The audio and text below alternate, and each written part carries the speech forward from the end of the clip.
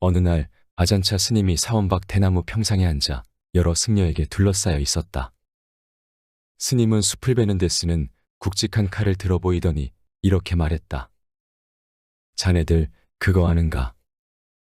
우리 정신은 어떤 면에서 이 칼과 흡사하다네.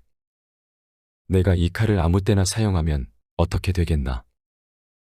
플라스틱도 자르고 콘크리트도 자르고 유리, 금속, 나무, 돌까지 마구 자른다고 상상해보게. 날이 금세 무뎌져서 제 역할을 할 수 없겠지.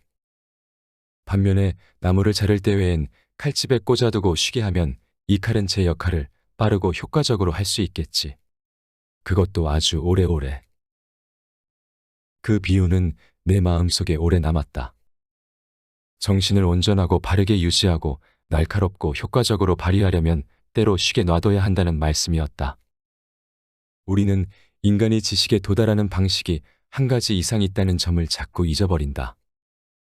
이성이 우리의 도구함에 들어있는 유일한 도구가 아니라는 점도 자꾸만 간과하게 된다. 나는 이성이 별 의미 없는 특성이라거나 덜 중요한 능력이라고 말하려는 것이 아니다. 인간의 이성은 우리에게 소중하고 아름다운 것을 수없이 제공했다. 기술, 과학, 의료, 민주주의, 평등 등 소중한 발상과 체제가 만들어지는 원천이기도 하다. 하지만 우리에게는 이성만 있는 게 아니다. 지식에 도달하고 결정을 내리기 위한 다른 방식도 있다. 바로 영감의 순간이다. 불교도들은 이를 지혜라고 부른다. 아울러 그들은 명상과 지혜는 확고하게 이어진다는 것을 안다. 때때로 내면에 귀를 기울이다 보면 문득 주의가 분명해진다. 누군가는 그것을 마음의 소리라고 부르고 누군가는 직관이라고 부른다. 나는 그것을 순간의 지성이라고 부르고 싶다. 뭐라고 부르는지 어떻게 찾아냈는지 따위는 중요하지 않다. 하지만 우리 인간에게 그런 능력이 있음을 깨닫는 것은 중요하다. 우리가 인간이라는 바로 그 사실 덕분에 우리는 지혜의 목소리에 귀를 기울일 능력이 있다. 그런데 너무나 많은 사람이 그 소리를 듣지 못한다. 외부에서 쉽게 답을 찾을 수 있는 시대에 살고 있어서 특히 그렇다. 우리 정신을 쉬게 하고 내부에 가만히 귀를 기울이기가 그 어느 때보다 어렵지만 그것은 그 어느 때보다 지금 우리에게 필요하다. 행복은 외부 요인에서 비롯한다고 생각하기 쉽다. 나도 젊었을 때 그렇게 생각했고 지금조차 그런 사고방식에서 완전히 벗어났다고 말할 수는 없다. 행복이 바깥에서 온다고 믿고 싶은 본능은 그만큼 강력하다. 가령 화려한 경력을 쌓아 남들에게 성공한 사람처럼 보이면 한동안 꽤 우쭐할 수 있다. 하지만 누구나 잠시 멈춰 생각해보면 깨닫게 된다. 그 삶은 마치 달콤한 디저트만 먹으면서 사는 것과 같다는 것을.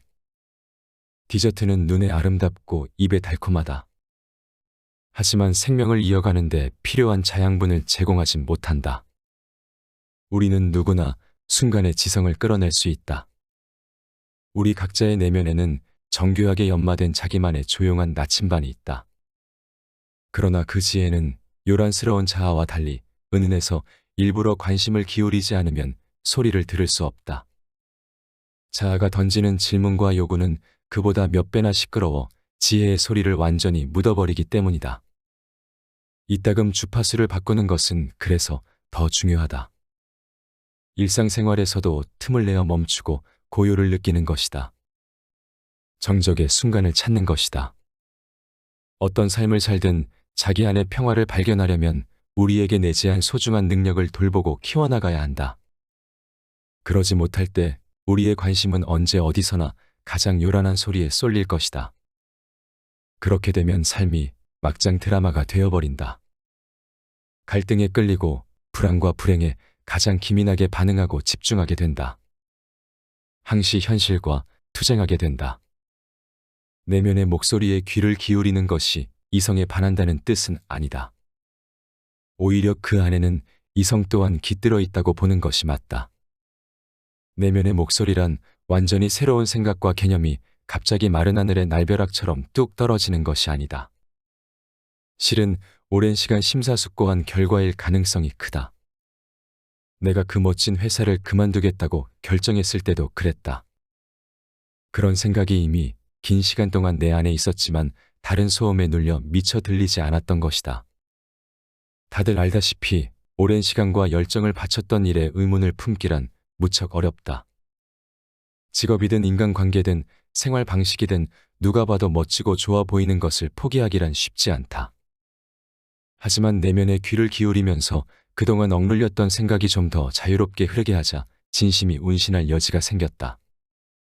내면의 더 현명한 목소리가 제대로 들리기 시작하니 드디어 결심을 단행할 만큼의 확신이 찾아온 것이다. 나는 이런 식으로 혹은 저런 식으로 하는 게 좋겠다고 이성적으로 따져보지 않았다. 생각에 생각을 거듭하다 최종 결론에 이르지도 않았다. 나 자신의 좀 더 큰 부분에 접근한 바로 그 정적의 순간 갑자기 분명해졌을 뿐이다. 현명한 알베르트 아인슈타인은 예전에 이렇게 말한 바 있다. 이성적인 마음은 하인이다. 반면에 직관적인 마음은 신성한 선물이다. 우리가 창조한 사회는 하인을 섬기느라 선물을 잊어버렸다. 앞에서 소개한 내용은 내가 틀릴 수도 있습니다라는 책에서 가져왔다. 우리의 일상은 수많은 선택들로 이루어져 있다. 하지만 우리는 수많은 선택의 과정에서 직관을 무시하곤 한다. 직관이라는 것을 충동적인 것과 오해하기 때문이다. 그리고 직관이라고 하면 뛰어난 사람들의 영감 혹은 천재성이라고 생각해 나와는 상관없다고 여긴다.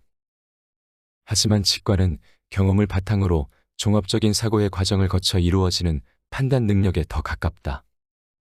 스티브 잡스는 다음과 같이 말했다. 당신의 가슴과 직관이야말로 당신이 진정으로 원하는 것을 알고 있다. 직관을 따르는 용기를 가져라. 나머지는 다 부차적인 것이다. 직관은 우리 내면에서 나오는 메시지이다. 그런데 우리는 대부분 그 소리를 듣지 못한다. 외부에서 쉽게 답을 찾을 수 있는 시대에 살고 있기도 하고 주변의 잡음 때문에 내면의 소리를 듣기란 어렵다. 따라서 직관을 의식적으로 감지하려고 노력할 때 내면의 목소리가 들릴 것이다. 이를 위해서는 혼자만의 시간이 중요하다. 우리는 쓸데없는 것들에 많은 시간과 관심을 뺏기고 있다. 그리고 자신 안에 있는 답을 들여다보지 못하고 외부에서만 답을 찾고 있다. 물론 이러한 시간을 보내는 것은 굉장히 외롭고 쓸쓸할 것이다. 하지만 그 시간만이 깊은 내면의 소리를 들을 수 있는 시간이다. 그 과정 속에서 자기 자신을 돌아보고 자신의 감정을 마주해보라고 말하고 싶다. 사람들은 육체를 보존하기 위해 많은 노력을 한다. 그러나 영혼을 인식하기 위해서도 그만큼 노력하는가? 마하트마 간디